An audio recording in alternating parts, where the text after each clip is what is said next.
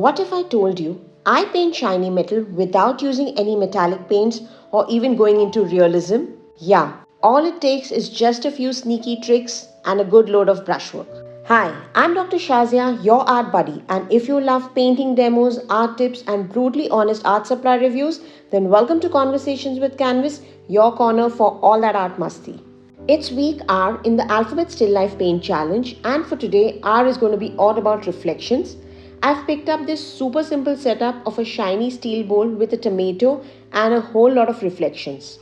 Before I get into painting, let's dive into why I chose this reference. The steel bowl over here is in a total mirror mode.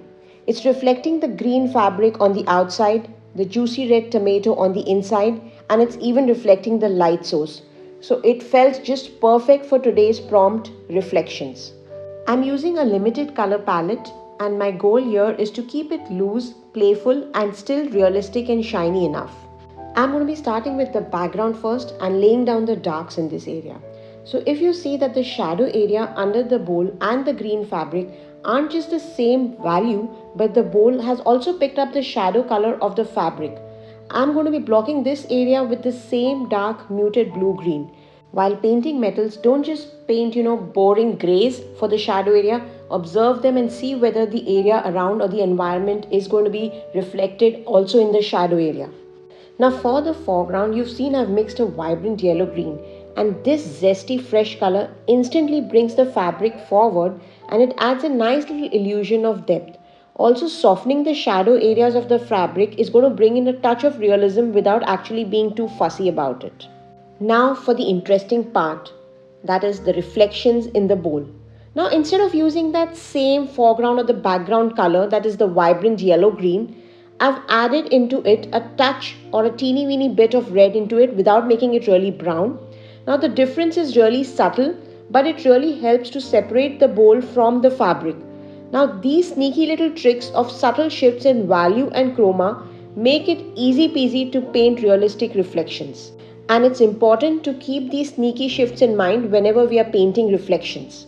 Now I found the background, that is the grey background in the reference, kind of flat and a tad bit boring.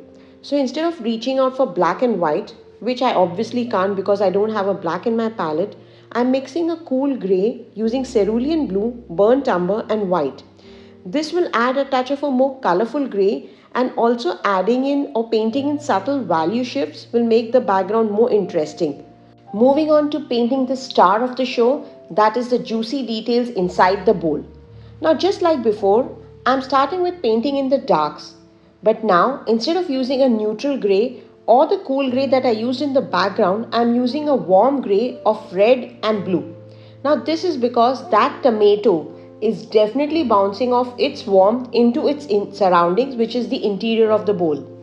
I feel this addition of the warm grey subtly hints of warm reflection and makes the inside of the bowl look more cohesive.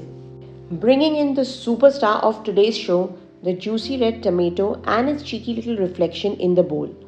I'm painting both the shadow side of the tomato as well as its reflection using the same dark muted, brown red.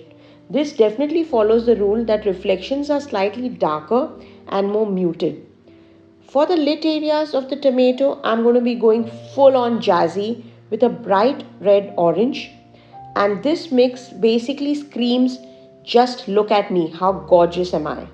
And finally, it's bling time, adding in those strong, sharp highlights. Now remember, these few blinding highlights, even in a very loose painting, will add that punch or drama of realism. Now as I toss in the final details, like adding in the green tomato stem and refining the edges and values here and there, I'm going to be wrapping up this session with the key tricks to painting reflective surfaces. The first and most important thing while painting a reflective surface is to observe the colors. The shadows, the lit areas, the reflections, the highlights, everything has to be noted down because this reflective surface is like a mirror. It picks up all the colors from the surroundings and shows it to you. So even if something is not present in your reference, it could be reflected into your metal, and that is important to be observed. Start your painting with the darks. Not only will this anchor your value range, but it will also make the shine more dramatic. Using hard edges, high contrast, and lastly, the most important thing, blinding highlights will add sparkle and bring the metal to life. And that's an in depth look at how I paint reflective surfaces. It's your turn now to try out these tricks while painting metals.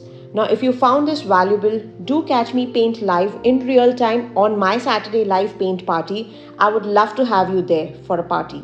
Also, next week it's going to be letter S, and while today it's still in the shadows, I'll be shedding light on it very soon. I hope you guessed it, and if you guessed it right, do mention it in the comments. Until next time, take care, keep creating, and I'll see you soon for lots of art magic and masti on Conversations with Canvas. Bye.